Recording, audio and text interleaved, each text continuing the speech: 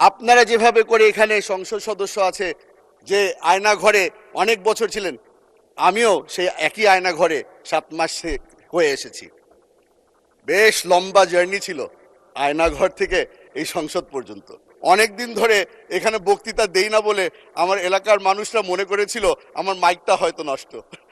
আজকে আমি প্রমাণ করতে পারলাম যে আমার মাইক ঠিক আছে এবং আমার স্পিকার আমাকে সুযোগ করেছে। মাননীয় সদস্য হুমাম কাদের চৌধুরী, চট্টগ্রাম ৭, আপনার সময় 6 মিনিট। বিসমিল্লাহির রহমানির রহিম। মাননীয় স্পিকার, আপনাকে ধন্যবাদ। প্রথমত এই জিনিসটা বলা দরকার, আজকে আমার এখানে থাকার কথা ছিল না, আমার এখানে দাঁড়িয়ে বক্তব্য রাখারও কথা ছিল না। আমার মরহুম বাবা সালাউদ্দিন কাদের চৌধুরী, ওনাকে মিথ্যা মামলায় হত্যা করা হয়, আর সেই কারণে the Almighty in His great wisdom has decided that I stand here in His stead. আমি যদি কোনো ভুল করে থাকি আমাকে ক্ষমা করে দিবেন, তবে প্রথমবারের মতো বক্তব্য রাখছি এই সংসদে, কিছুটা তো নার্ভাসনেস আছে।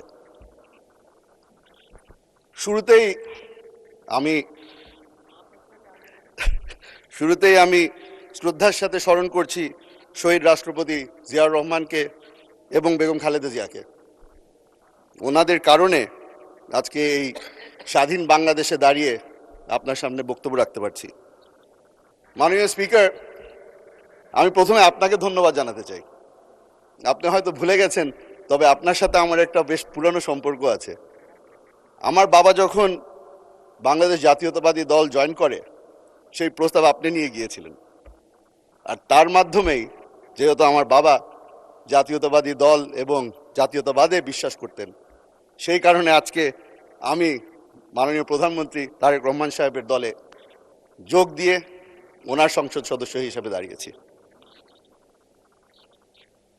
মাননীয় স্পিকার, এখানে দাঁড়ানোর পরে অনেকেই তাদের নিজ নিজ এলাকার সমস্যার ব্যাপারে কথা বলেন। আমি আজকে সেটা থেকে একটু দূরে সরে যাচ্ছি।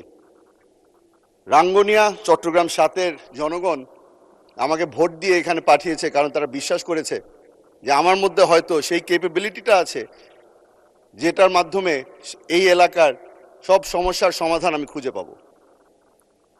আজকে এখানে দাঁড়িয়েছি, ধন্যবাদ জানাচ্ছি মাননীয় প্রধানমন্ত্রীকে, কারণ উনি একটা সুযোগ করে দিয়েছে আমাকে এবং আমাদের সকল সদস্যদেরকে, যেখানে বারবার করে সংসদে দাঁড়িয়ে ওনার সাথে আলাপ আলোচনা করা যাচ্ছে। ওনাকে এখানে পাচ্ছি আমরা, এবং ওনার সাথে আমাদের যেই মিনিস্টাররা ওনার সাথে কাজ করছেন তাদেরকেও আমরা প্রতিদিন পাচ্ছি। তাদের কাছে আমি অনুরোধ করব, আমার এলাকার যখন সমস্যা নিয়ে আপনাদের কাছে আসি, সাহায্য করবেন। 17 বছর ধরে কোনো ধরনের উন্নয়ন হয়নি রাঙ্গুনিয়ায়। আজকে আপনাদের কাছে হাত পেতে ছোট ভাই হিসেবে এসেছি, আশা করি আপনারা সকলেই সাহায্য করবেন। মাননীয় স্পিকার, বর্তমানে আমরা একটা জিনিস নোটিস করছি, সেটা হচ্ছে এই সংসদের মধ্যে একটা ট্রাস্টের ল্যাকিং চলে এসেছে। আমরা বারবার করে বলেছি, আমার প্রধানমন্ত্রী বারবার করে বলেছে, জুলাই সনদের মধ্যে যা যা লেখা আছে অক্ষরে অক্ষরে সেটা বাস্তবায়ন করব আমরা। তবে আমার বিরোধী দলের বন্ধুরা যেটা বিশ্বাস করতে রাজি না। হয়তো এত বছর নির্যাতিত হওয়ার কারণে তারা এখন আর কাউকে বিশ্বাস করে না। তবে আমি বলে রাখি, আপনারা যেভাবে করে 17 বছর নির্যাতিত হয়েছিলেন, আমরা এখানে যারা উপস্থিত আছি আমরা সকলেই নির্যাতিত হয়েছিলাম। আপনারা যেভাবে করে এখানে সংসদ সদস্য আছে যে আয়না ঘরে অনেক বছর ছিলেন, আমিও সেই একই আয়না ঘরে 7 মাস হয়ে এসেছি। বেশ লম্বা জার্নি ছিল আয়নাঘর থেকে এই সংসদ পর্যন্ত। আশা করি আমার উপরে তারা ভরসা রাখবে। আশা করি যারা যারা এখানে নির্যাতিত, যারা এখনো এই গুমের শিকার, যারা এখনো প্রিয়জনকে ফিরে পায়নি, তাদের উপরে ওনারা ভরসা রাখবেন। আমরা একটা নতুন জিনিস দেখতে পেলাম। প্রথমবারের মতো আমার প্রধানমন্ত্রী একদিনের মাথায় এই সংসদে দাঁড়িয়ে বলল, আপনারা আপনাদের সাহায্যের হাত বাড়িয়েছেন, আমরা সেই সাহায্য চাই। সঙ্গে সঙ্গে কমিটি গঠন করে দেওয়া হলো। এই ন্যাশনাল এবং ইন্টারন্যাশনাল ক্রাইসিসের মধ্যে আমরা তাদের সাহায্য কামনা করি এবং যেহেতু তারা সাহায্য করতে চেয়েছে আমরা তাদেরকে ধন্যবাদ জানাই। মাননীয় স্পিকার, আজকে অবাক হলাম। আমি একটি প্রোগ্রামে গিয়েছিলাম যেখানে এই মানবাধিকার নিয়ে অনেকক্ষণ ধরে কথাবার্তা হচ্ছিল।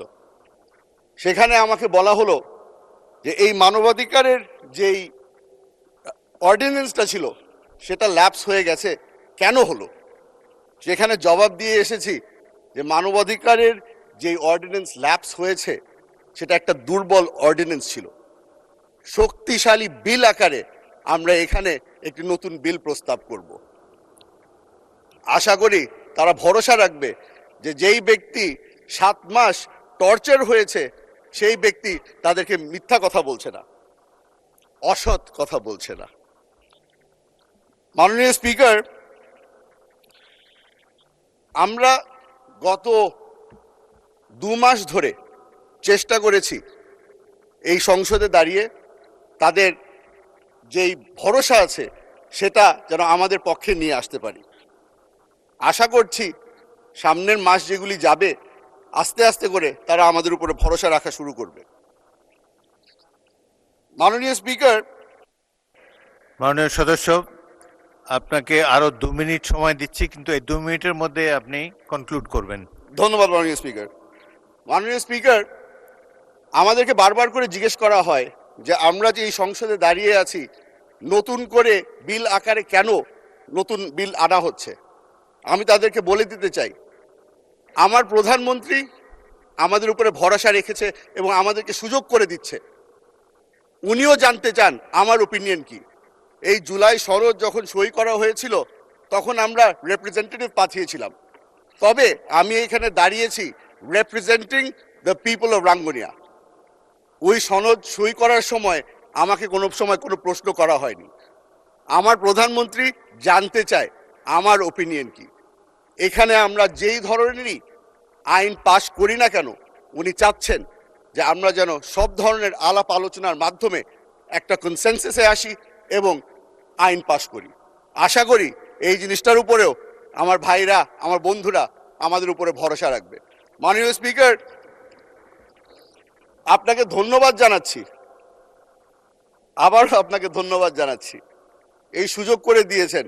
অনেক দিন ধরে এখানে বক্তৃতা দেই না বলে আমার এলাকার মানুষরা মনে করেছিল আমার মাইকটা হয়তো নষ্ট। আজকে আমি প্রমাণ করতে পারলাম যে আমার মাইক ঠিক আছে এবং আমার স্পিকার আমাকে সুযোগ করেছে। ধন্যবাদ মাননীয় স্পিকার। ধন্যবাদ মাননীয় সদস্য।